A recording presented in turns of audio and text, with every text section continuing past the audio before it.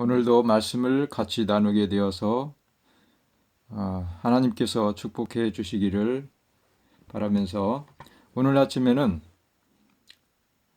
성경에서 말하는 죄의 정의는 무엇인가, 죄의 정의는 무엇인가 라는 것을 우리가 다 같이 살펴보도록 하겠습니다. 성령께서 함께 하시기를 바랍니다. 가끔 개신교인들에게 제가 이렇게 물어봅니다. 예수님이 이 땅에 오셔서 무슨 일을 하셨습니까? 예수님이 왜 십자가에 죽으셨습니까? 라고 물어보면 뭐라고 대답할까요? 우리 죄 때문에 죽으셨죠. 그것은 알고 있습니다. 그런데 그러면 죄가 무엇입니까? 라고 물어보면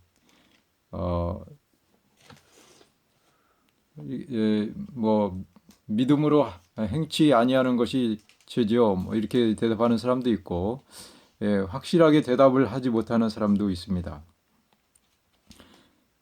그래서 우리는 성경을 통해서 죄가 무엇인지, 성경이 말하는 죄의 정의는 무엇인지 확실히 알아야 되겠습니다. 여기 로마서 14장에 보면은 14장 23절을 보면은 의심하고 먹는 자는 정죄되었나니 이는 믿음으로 쫓아 하지 아니한 영고라. 믿음으로 쫓아 하지 아니하는 모든 것이 죄니라 라는 기록이 있습니다. 여기에 로마서 14장에서 말하는 이 믿음으로 행치 아니하는 것은 어떤 것에 대해서 말씀하냐면 지금 우상 섬기는 데 쓰는 그 우상 제물에 대해서, 그것을 먹는 것에 대해서 말을 하고 있습니다.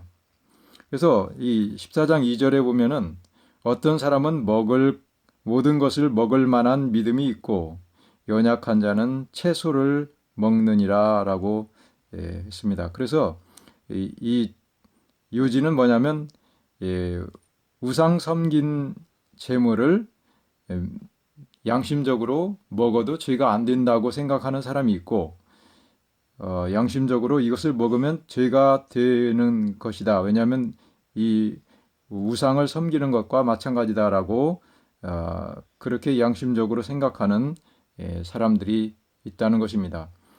두 부류 모두 자기 믿음과 양심에 따라서 먹든지 말든지 해야 되는 것입니다. 그런데 그 양심을 어기고 그 우상 섬긴 것을 먹게 되면 그 양심이 더러워져서 죄가 된다는 거죠. 그래서 이 핵심 요지는 뭐냐면 그 우상을 섬기면 죄가 된다는 것입니다. 그러니까 믿음으로 우상을 섬기지 않아야 죄가 되지 않는다는 그런 뜻이죠. 맞죠? 그래서 결국은 하나님의 율법의 둘째 계명인 우상을 섬기지 말라 하는 그것을 어겼을 때 죄가 된다는 것입니다. 분명하죠? 분명한 것은 여기 믿음으로 그 우상을 섬기지 말아야 된다. 곧 계명을 지켜야 의인이고 계명을 범하는 것이 죄다라는 것을 분명히 로마서 14장은 말해주고 있습니다. 그래서 더 정확하게 이 죄에 대한 정의를 내린 그러한 말씀이 있는데요. 요한일서 3장 4절에 있는 말씀입니다.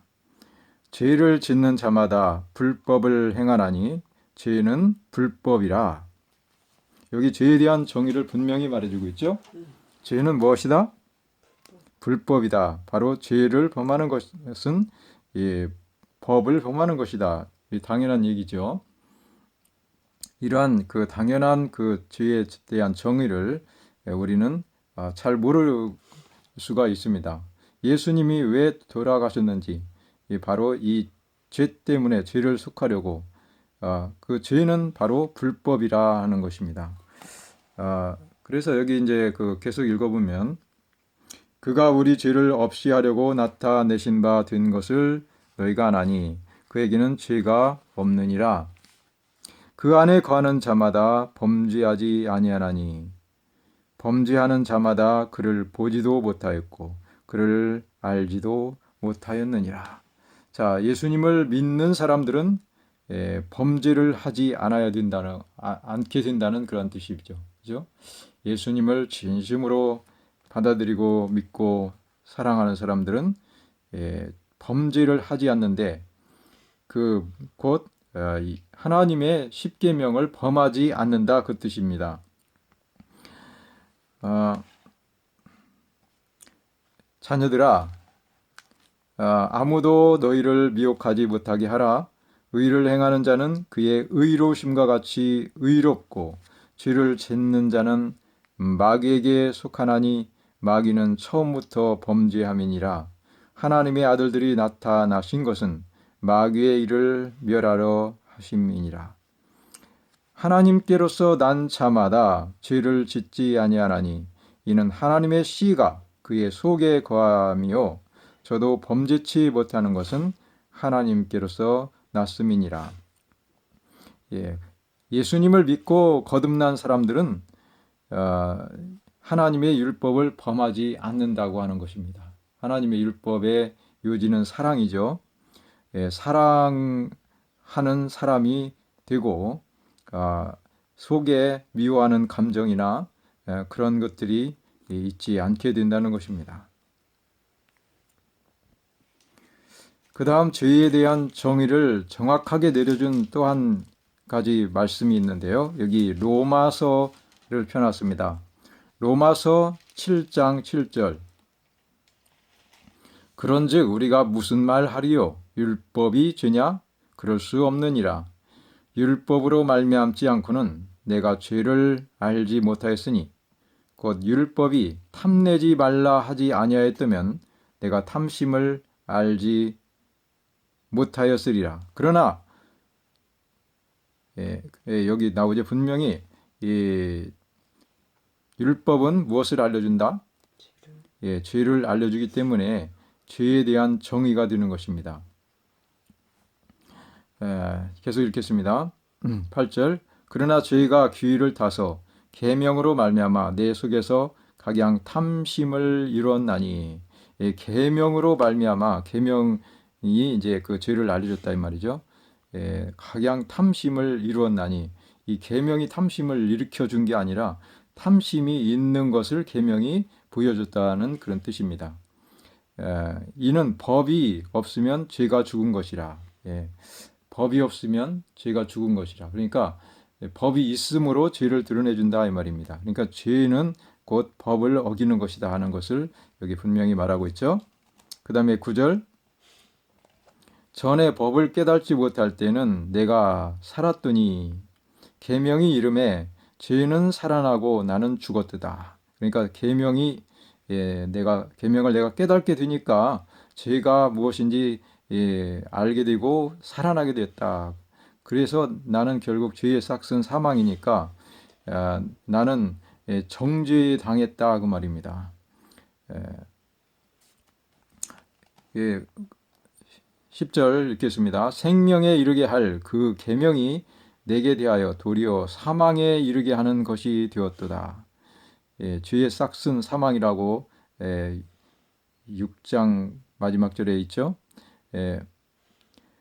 그 사망에 이르게 하는 것이 되었도다. 그러니까 죄는 분명히 정죄하는 직분이 있습니다. 정죄. 그래서 이 율법의 하나라도 거치게 되면은 선악과를 따먹고 죽게 되는 것처럼 똑같이 아주 무서운 그런 결과를 가져오게 되는 것입니다. 그래서 이 계명 하나를 범하는 것을 우리는 참으로 두려워해야 될 것입니다. 옛날에 그 우상 섬기던 이스라엘 백성들이 어떻게 됐습니까? 그 국가 전체가 망했잖아요. 그 한 가지 계명을 범함으로 국가 전체가 망하게 되는 것입니다. 마찬가지로 우리 개인적으로나 교회가 율법의 하나를 무시하고 범하게 되면 엄청난 그 화가 미치게 되는 것입니다. 여기 계속 읽겠습니다. 11절 죄가 귀를 타서 계명으로 말미암아 나를 속이고 그것으로 나를 죽였는지라. 이로보건대 율법도 거룩하며 계명도 거룩하며 의로우며 선하도다.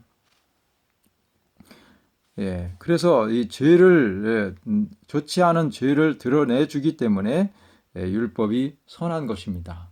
만약에 이 선한 것을 없이 하면 되겠습니까? 내가 죄라는 것을 알려준다고 그 의로운 율법을 폐해한다고 하면은 그 폐하는 것 자체가 엄청난 폐한다고 하는 그 자체가 아주 될 말이 아니죠. 13절 그런즉 선한 것이 내게 사망이 되었느뇨 그럴 수 없느니라.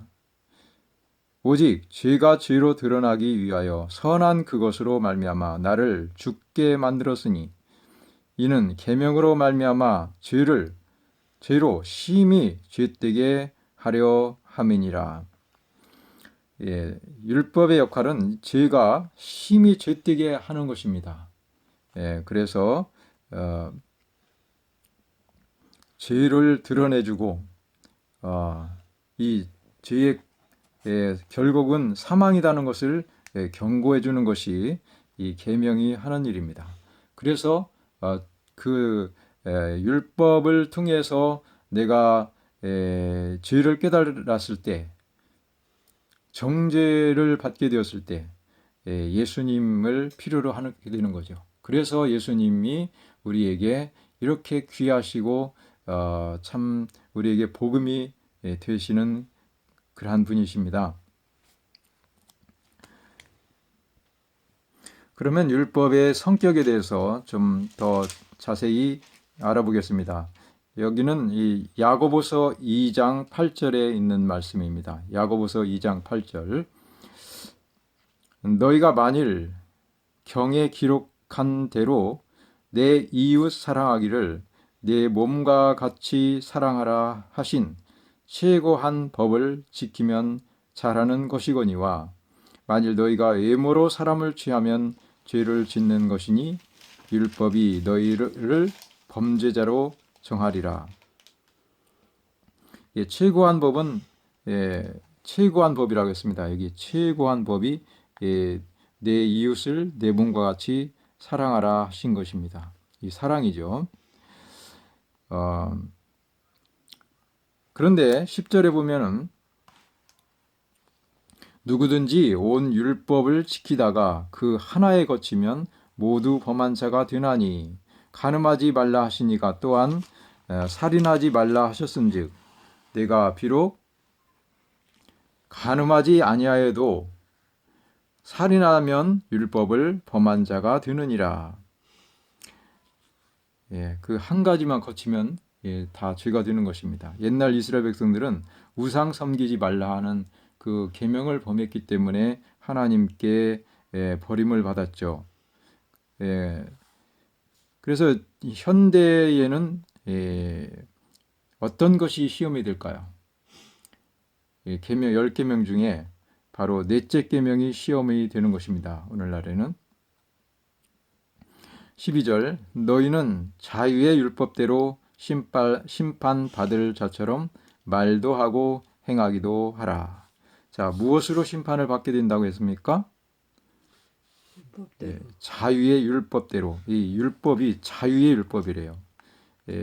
이것은 참 예수님 안에 있으면 자유의 율법이 되는 것입니다.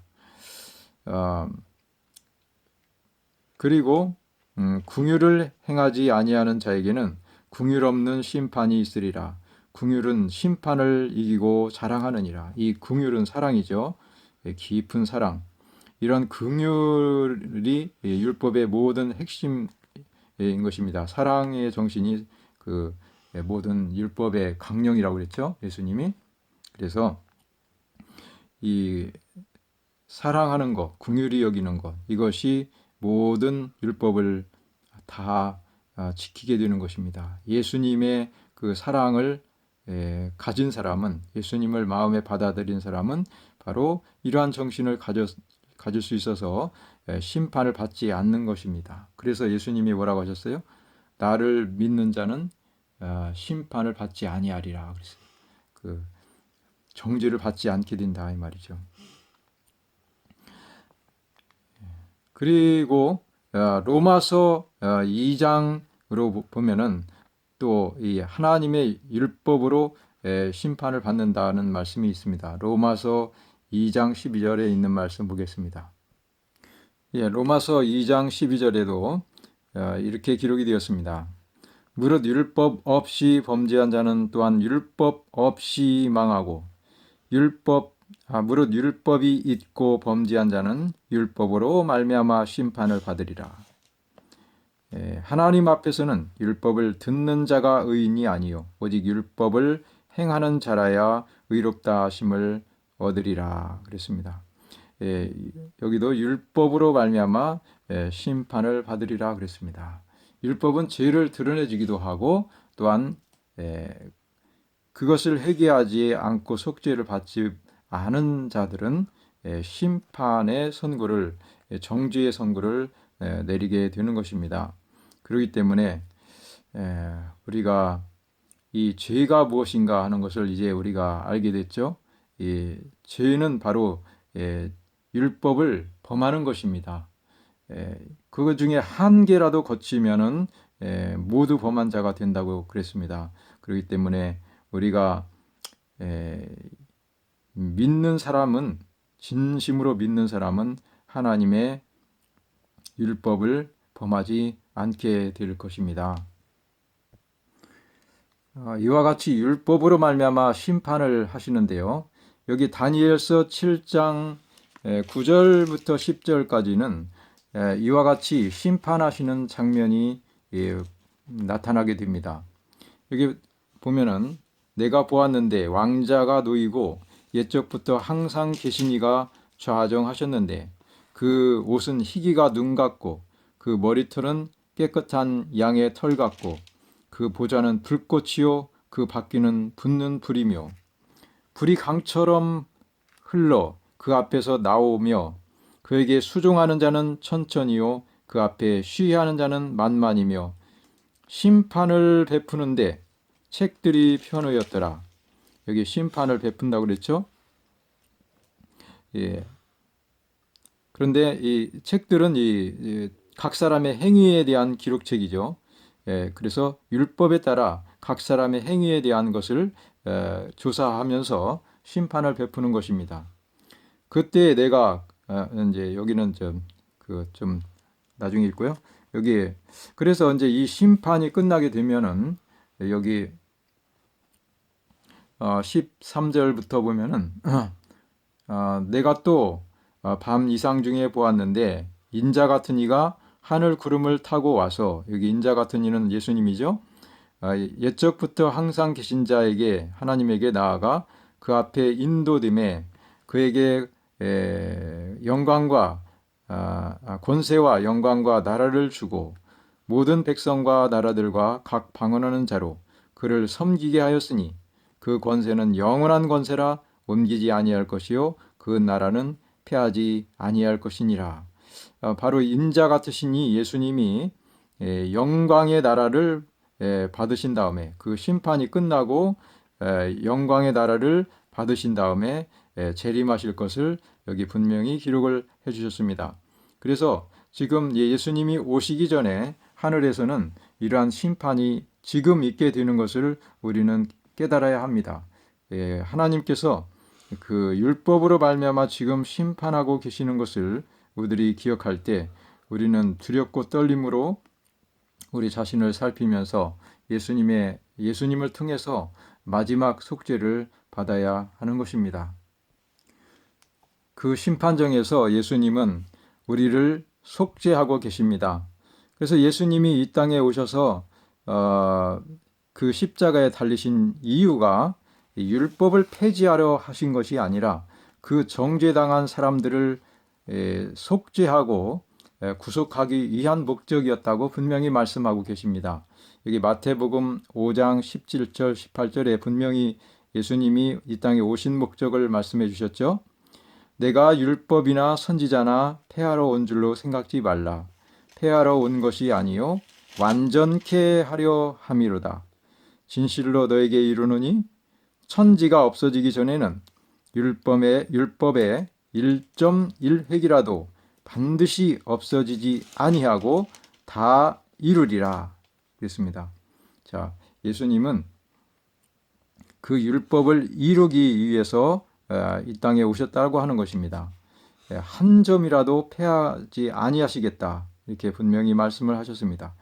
만약에 이 율법을 폐할 수 있다면 예수님이 이 땅에 오셔서 그 죄값을 갚기 위해서 율법을 범한 그 죄값을 갚기 위해서 죽으셔야 할 필요가 있겠습니까? 전혀 없죠. 예수님은 율법을 폐할 수 없기 때문에 그 죄를 범한 율법을 범한 사람들을 구원하시기 위해서 이 땅에 그 피를 오셔서 피를 흘리시고 속죄 제물이 되셨고 또 그 피를 가지고 지금 아까 그 심판 장면인 하늘 성수로 나아가셨던 것입니다. 그래서 예수님은 여기 완전케 하려 함이라 했습니다. 이 킹 제임스 성경에 보면은 이루려 함이라 이렇게 기록이 되었습니다. 이것은 어떤 불완전해서 고친다는 뜻이 아니라 이 완전한 율법을 그의 생애를 통해서 이루시고 마귀를 없이 하려고 하셨던 것입니다. 그래서 우리가 예수님의 속죄를 믿고 이 율법을 지킬 수 있는 능력을 받게 되는 것입니다. 자, 예수님이 우리에게 이 율법을 지킬 수 있는 능력을 줄까요? 우리는 율법을 지킬 수 있을까요? 자, 여기 요한일서의 말씀을 보겠습니다. 요한일서 5장 2절부터 읽겠습니다.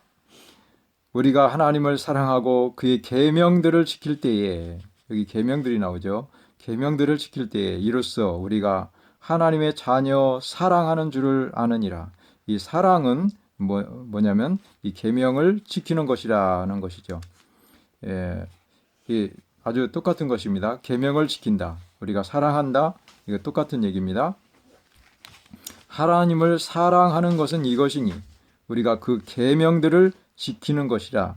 그 계명들은 무거운 것이 아니로다. 사랑하는 것이 예수님 안에서는 사랑하는 것이 그렇게 힘든 것이 아니라는 것이죠. 자연스러운 거죠. 오히려 사랑하지 않는 것이 어려운 거죠. 예수님 안에서는. 예수님이 우리를 사랑하시는 그 무한하신 사랑, 죽기까지 사랑하시는 그 사랑을 믿는 사람들이 어떻게 사랑하지 않고 살 수 있다는 것입니까? 그래서 그 계명들은 아주 쉬운 것이고 가벼운 것이라고 했습니다. 그래서 내 멍에를 메고 나를 따르라 하고 하신 이유는 예수님의 계명은 가볍기 때문입니다. 쉽고 가벼우니라. 마태복음 11장 29절에 나오죠. 그래서 예수님이 주시는 것은 사랑이시기 때문에 사랑의 계명은 아주 자연스럽고 가벼운 것이 되는 것입니다. 그래서 4절에 보면 대저 하나님께로서 난 자마다 거듭난 자마다 세상을 이기느니라. 세상을 이긴 이김은 이것이니 우리의 믿음이니라. 우리의 믿음이니라. 자, 세상은 뭡니까? 세상을 이긴다고 했는데 세상은 육신의 정욕과 안목의 정욕과 이생의 자랑이라고 그랬습니다. 이런 것을 이긴다고 하는 것입니다. 이 2장 요한일서 2장에 나오죠. 2장 16절에 있는 말씀 보면은 이는 세상에 있는 모든 것이 육신의 정욕과 안목의 정욕과 이생의 자랑이니 다 아버지께로서 쫓아온 것이 아니요 세상으로 쫓아온 것이니라 그랬습니다. 그래서 이 세상을 이긴다는 것은 하나님의 계명을 다 지켜서 이런 그 세상의 그 정욕적이고 일시적인 그러한 자랑들을 하지 않고 더 좋은 마음의 뿌듯한 하나님의 사랑을 가지고 산다는 것입니다. 그래서 하나님께로서 난 자마다 세상을 이기느니라. 세상의 죄에 대해서 세상의 그 명예, 부귀, 안일함, 이런 것들보다 더 좋은 것을 가지고 있기 때문에 세상을 이기는 것입니다. 이것이 우리의 믿음이니라. 자, 그래서 믿지 않는 것, 그리고 믿음이 없는 것이 바로 죄가 되는 이유는 믿음이 있어야 이 세상을 이기고 이 계명을 지킬 수 있기 때문입니다. 그 믿음의 역할은 바로 이 계명을 지킬 수 있게 하는 능력을 주는 것입니다. 그래서 믿음이 있다 하고 이 죄를 짓는 것은 무엇입니까? 그건 믿음이 있는 것입니까? 없는 것입니까? 믿음이 전혀 없는 것입니다. 그래서 믿는 것은 이 세상을 이기고 사랑을 하고 계명들을 지키는 것이 바로 이 믿음인 것입니다. 이 하나님의 율법은 없어지지 아니하고 영원히 있을 것입니다. 이 땅에 있는 모형적 성소는 폐하여졌죠. 이 그림자인 모형과 그림자인 이 땅의 성소는, 그리고 이 땅에 그 율법이 보관됐던 그런 그 성소는 폐하여졌지만 그 율법 자체는 폐하여지지 아니하고 그 원형 성소의 모형은 없어지지 아니하고 오히려 원형을 우리에게 보여주시는 것입니다. 8장 1절로 보면은 이제 하는 말의 중요한 것은 이러한 대제사장이 우리에게 있는 것이라. 대제사장의 예수님을 말하는 거죠. 그가 하늘에 있는 성소에서 위엄의 보좌 우편에 앉으셨으니 성소와 참 장막에 부리는 자라. 이 장막은 주께서 베푸신 것이요 사람이 한 것이 아니니라. 여기 분명히 이 참 장막이 있습니다. 그리고 그 참 장막에는 뭐가 있겠습니까? 하나님의 거룩한 법계, 율법이 있는 것입니다. 이 율법을 하나님께서, 예수님께서 오셔서 폐하신 것이 아니라 하늘 참 성소로 가셔서 제사장이 되시고 하늘의 그 원형 그 십계명이 있는 그 율법이 있는 그곳으로 가시는 것입니다. 가셨던 것입니다. 그래서 여기 이제 5절에 보면 저희가 섬기는 것은 하늘에 있는 것의 모형과 그림자라. 이 땅에 있는 성소를 말한 거죠. 모세가 장막을 지으려 할 때에 지시하심을 얻음과 같으니 가라사대 삼가 모든 것을 산에서 내게 보이던 본을 쫓아 지으라 하셨느니라. 이와 같이 하늘 참 성소에는 예수님이 지금 부활 승천하셔서 그곳에 계시고 그곳에서 제사장으로서의 우리 죄를 속하시는 일을 하고 계십니다. 그래서 그곳에는 분명히 하나님의 법궤가 있고 십계명이 있다는 것을 우리는 어린아이라도 알 수 있게 되겠습니다. 계시록에 보면은 분명히 그 말씀이 나옵니다. 요한계시록 11장 19절입니다. 요한은 바로 하늘에 있는 성소를 보았습니다. 여기 지성소를 보게 된 거죠. 이에 하늘에 있는 하나님의 성전이 열리니 성전 안에 있는 하나님의 언약궤가 보이며 분명히 이렇게 보게 되었습니다. 이 요한은. 그래서 언약궤에 뭐가 있겠습니까? 하나님의 거룩한 율법, 사랑의 율법이 그 안에 있는 것을 보여주고 있습니다. 하나님의 정부의 기초가 되는 것은 없어질 수가 없게 되는 것입니다. 그래서 이 십계명 전체가 이처럼 거룩하고 하나님을 섬기는지 안 섬기는지 그것을 보여주는 것입니다. 모든 계명이 하나라도 빠질 수 없다고 했습니다.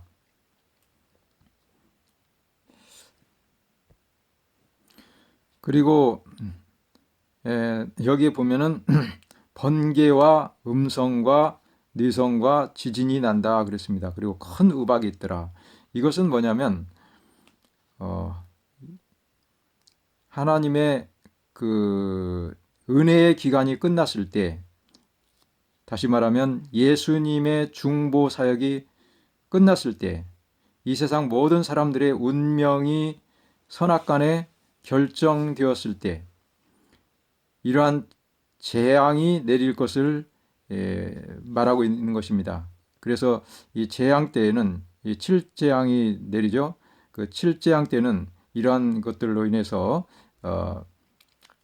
이 악인들이 형벌을 받게 되는 것입니다. 여기 계시록 15장 17절에 기록되었습니다. 이 일곱째는 그 재앙을 쏟는 일곱째를 말하는 것입니다.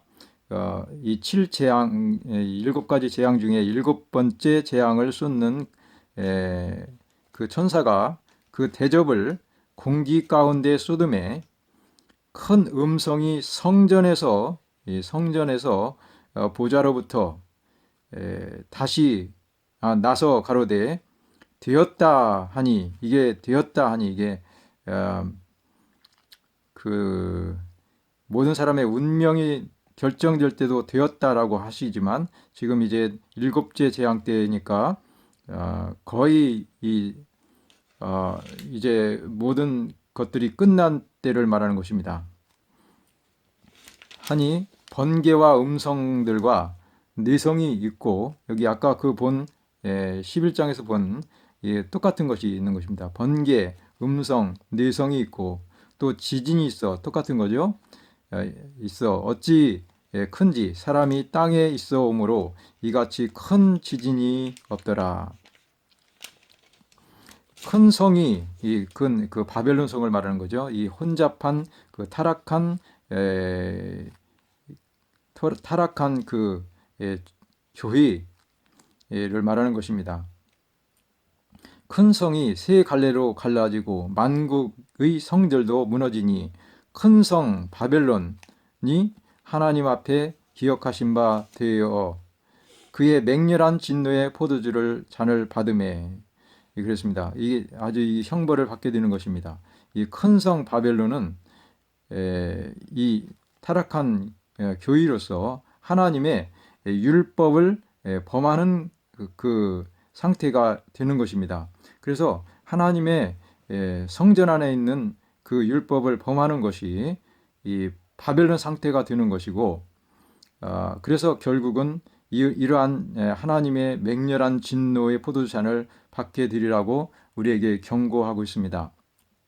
그렇기 때문에 오늘 이제 종합해서 생각해 보면 하나님의 그 율법을 범하는 것이 죄라는 것을 깨닫게 되었습니다. 그것을 속하기 위해서 예수님이 오셨기 때문에 누구든지 예수님을 믿고 거듭나서 믿음